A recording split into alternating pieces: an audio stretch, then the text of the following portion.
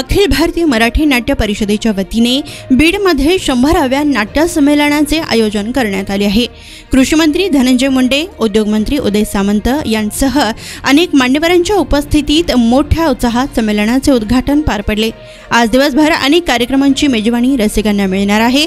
बीडमध्ये नवीन नाट्यगृह तयार होत आहे, यासाठी सरकारने निधी देखील उपलब्ध करून दिलाय। त्यामुळे आता बीडमध्ये नाट्यगृहात प्रयोग करण्यात येणार आहे।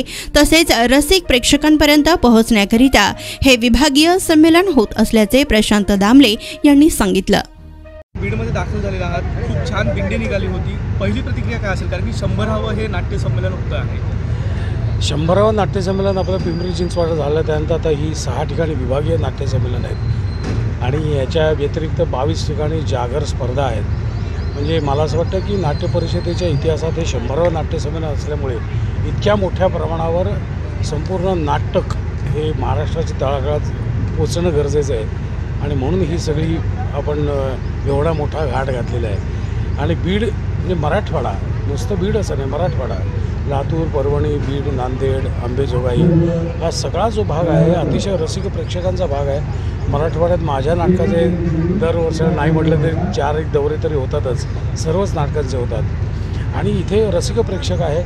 आणि एक आनंदाची गोष्ट अशी आहे की बीडला आता नवीन नाट्यगृह जे तयार होत आहे त्याच्यासाठी निधीसुद्धा सरकारने दिलेला आहे।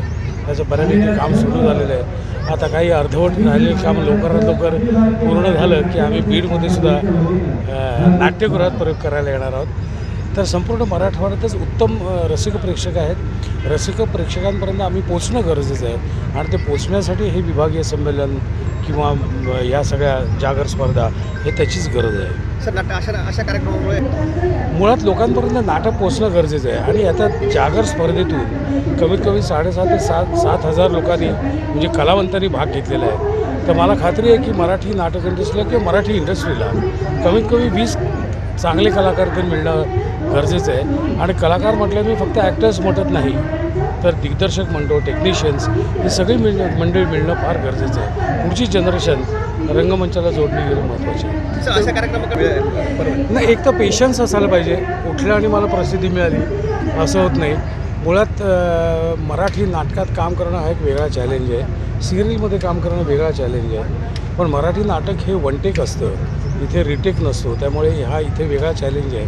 त्यामुळे एक स्वतःचा आत्मविश्वास वाढवणं आणि कसं वागायचं, कसं बोलायचं, कसं वागायचं नाही, कसं बोलायचं नाही, हे सगळं आपल्याला कळायला थोडा वेळ लागतो। कारण आपण प्रत्येक घरात काही नाटक असतंच अशातला काही भाग नाही, पण हे सगळं कळतं इथे।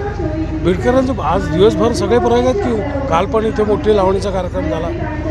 हे सगळे जे परफॉर्मन्स असतात ना, लाईव्ह परफॉर्मन्स, हे खूप चॅलेंजिंग असतात आणि लाईव्ह परफॉर्मन्स बघण्यात एक वेगळी मजा आहे।